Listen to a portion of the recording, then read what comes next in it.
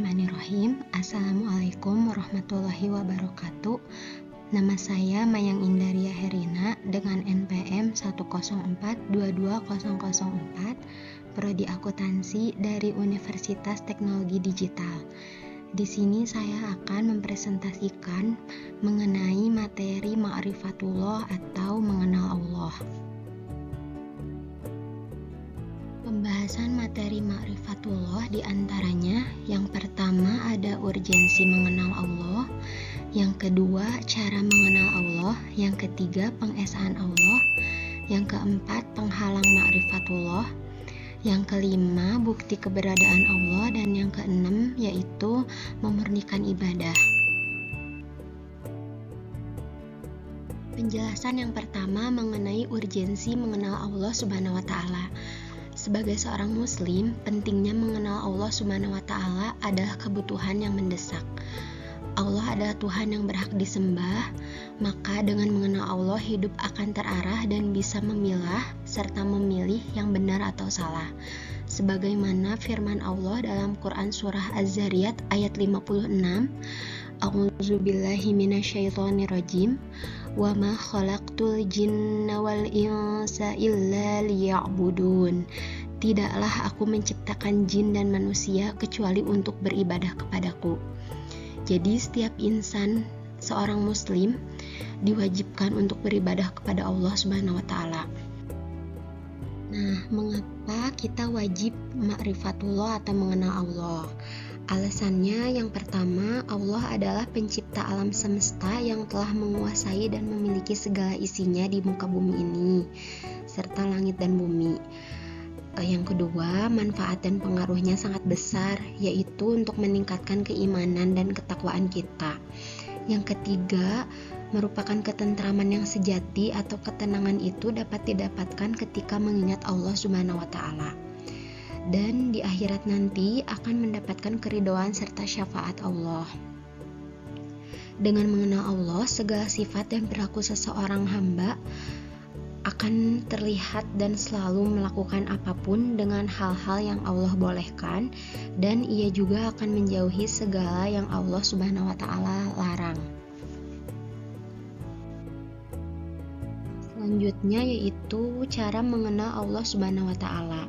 Ada beberapa metode, diantaranya yang pertama metode Islami dibagi menjadi 3 bagian, yaitu metode Islam dengan ayat qauliyah dan kauniyah. Maksudnya dengan ayat qauliyah yaitu ayat-ayat yang difirmankan oleh Allah Subhanahu wa Ta'ala di dalam Al-Quran, terdapat dalam Quran surah At-Tin ayat 1-5. Dan ayat kauniyah adalah ayat atau tanda yang wujud di sekeliling yang diciptakan oleh Allah Subhanahu wa Ta'ala. Terdapat dalam Al-Quran, Allah berfirman pada Quran surat Fussilat ayat 53. Yang kedua yaitu metode Islami dengan nakli dan akal. Maksudnya gabungan antara kemampuan akal dan panduan dari penciptanya akan menghasilkan pengenalan yang tepat dan mantap terhadap Allah Subhanahu wa Ta'ala. Maka menjadi satu kesalahan besar apabila manusia tidak menggunakan akalnya untuk berpikir. Yang ketiga ada metode tasdik, yaitu membenarkan. Artinya hasil dari berpikir dan meneliti secara terus-menerus menurut pedoman-pedoman sewajarnya akan mencetuskan rasa kebenaran, kehebatan, dan keagungan Allah Subhanahu wa Ta'ala. Selanjutnya ada metode dengan metode jahiliyah, yaitu pemikiran berkenaan teologi dan kebutuhan banyak juga dibawa oleh pemikir-pemikir dari penjuru dunia, tetapi tidak berlandaskan kepada metode yang sebenarnya. Metode jahiliyah ini dibagi menjadi 3 bagian juga. Yang pertama ada metode dugaan dan hawa nafsu. Dua unsur utama dalam metode mengenal Tuhan yang tidak berlandaskan disiplin yang benar adalah sangkaan-sangkaan dan juga hawa nafsu. Yang kedua yaitu metode ragu-ragu. Maksudnya apabila jalan yang dilalui tidak jelas dan tidak tepat, maka hasil yang didapat juga sangat tidak meyakinkan. Yang ketiga yaitu metode berakibat kufur. Semua metode pengenalan Allah yang tidak berasaskan cara yang dianjurkan oleh Islam, yaitu mengikuti akli dan nakli, akan membawa ke jalan kekufuran terhadap Allah Subhanahu wa Ta'ala. Selanjutnya yaitu penjelasan penghalang ma'rifatullah. Yang pertama ada marodu syahwat, dibagi menjadi beberapa. Kesatu, al-fisku atau fasik, yaitu orang yang senantiasa melanggar perintah dan larangan Allah, bergelimang dengan kemaksiatan serta senantiasa berbuat kerusakan di muka bumi. Yang kedua, al-kibru atau kesombongan, yaitu suatu sikap di mana hati seseorang ingkar dan selalu membantah terhadap ayat-ayat Allah Subhanahu wa Ta'ala. Yang ketiga, az-zulmu atau kezaliman, yaitu Allah Subhanahu wa Ta'ala menerangkan bahwa orang yang paling zalim ialah orang yang telah sampai kepadanya peringatan Allah, telah sampai pula kepadanya ayat-ayat Al-Quran dan petunjuk Rasul, kemudian mereka berpaling dari ajaran dan petunjuk itu. Yang keempat ada al-kidzbu, yaitu kedustaan.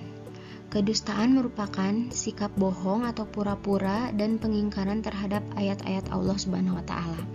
Dan yang terakhir ada kasratul ma'asyi, yaitu banyak melakukan perbuatan maksiat. Selanjutnya ada marodu asyubhah, dibagi menjadi beberapa bagian juga. Yang pertama ada ijablu, kejahilan atau kebodohan, yakni tidak mau memikirkan ayat-ayat Allah, baik ayat qauliyah yang tersurat dalam Al-Quran maupun ayat-ayat kauniyah yang tersirat di seluruh penjuru alam semesta. Yang kedua ada al-irtiyab atau keraguan-raguan. Hal ini biasanya disebabkan karena sedikitnya ilmu dan ma'rifah atau pemahaman. Keraguan ini lahir dari kebodohan. Yang ketiga ada al-inhiraf atau penyimpangan, yaitu tidak mau berkomitmen melaksanakan tuntunan Allah Subhanahu wa Ta'ala, malah mengikuti hawa nafsu dan akal pikirnya. Dan yang keempat ada igoflah atau kelalaian. Jika tidak memahami ayat-ayat Allah dengan menggunakan potensi dirinya, maka kebodohan akan membuat lalai. Selanjutnya bukti keberadaan Allah. Yang pertama ada ma'rifatul mabda. Ma'rifatul mabda yaitu suatu ilmu yang membahas tentang keberadaan zat Allah dan hal-hal yang berhubungan dengan Allah serta qada dan qadarnya. Sebagaimana firman Allah dalam surah Luqman ayat 22. Selanjutnya ada iman kepada Allah Subhanahu wa Ta'ala, dibagi menjadi dua, yaitu zat Allah Subhanahu wa Ta'ala dan sifat Allah Subhanahu wa Ta'ala. Iman kepada Allah berarti meyakini dengan sepenuhnya bahwa Allah adalah satu-satunya Tuhan dan tidak ada Tuhan selainnya. Yang pertama ada zat Allah Subhanahu wa Ta'ala. Sebagaimana sabda Rasulullah SAW, fikirkanlah tentang makhluk Allah dan janganlah kamu memikirkan zatnya yang menyebabkan kamu binasa. Hadis riwayat Abu Nuaim. Dan yang kedua ada sifat Allah Subhanahu wa Ta'ala, yaitu Allah memiliki sifat yang terdiri dari 3 kelompok: sifat wajib, sifat mustahil, dan sifat jaiz. Materi selanjutnya ada pengesaan Allah Subhanahu wa Ta'ala, dibagi menjadi beberapa. Yang pertama ada tauhid rububiyah, yaitu mengacu pada keyakinan bahwa Allah adalah pencipta, pemilik dan pengatur alam semesta. Yang kedua ada tauhid uluhiyah, yaitu yang pertama ada kesadaran tunggalitas penyembahan, yang kedua menolak menyembah selain Allah, dan yang ketiga ada ibadah bersih dari syirik. Yang ketiga ada tauhid asma wa sifat. Di antaranya keyakinan pada nama-nama Allah Subhanahu wa Ta'ala, keyakinan pada sifat-sifat Allah, penolakan tasybih dan tajsim atau penolakan memberikan sifat-sifat manusia atau makhluk kepada Tuhan. Materi yang terakhir yaitu memurnikan ibadah. Nah, mengapa kita harus memurnikan ibadah? Beberapa alasan diantaranya. Yang pertama, memastikan ketulusan. Memurnikan ibadah, memastikan bahwa tindakan ibadah yang dilakukan dengan niat yang tulus tanpa motif egois. Yang kedua yaitu menghindari syirik.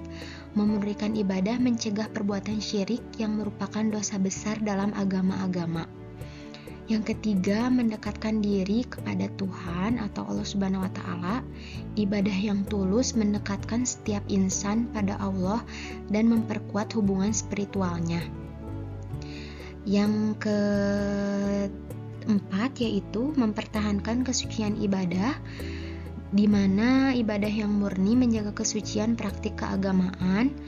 Dan yang terakhir, memberikan contoh positif. Maksudnya ibadah yang tulus dapat menginspirasi orang lain untuk mengikuti contoh yang baik dalam beribadah. Selanjutnya ada tuntunan memurnikan ibadah. Yang pertama dengan pengetahuan, yaitu mempelajari tuntunan agama dan ajaran secara benar. Yang kedua ada niat yang murni, di mana menjaga kesucian ibadah, menghindari motif egois dan mendekatkan diri kepada Allah. Yang ketiga kesederhanaan, yaitu menyederhanakan ibadah agar lebih tulus. Yang keempat ada konsentrasi, yaitu membantu merasakan kehadiran spiritual dan hubungannya yang lebih dalam dengan Allah. Dan yang terakhir ada kesempurnaan, yaitu konsistensi dalam beribadah dan menjaga kesucian.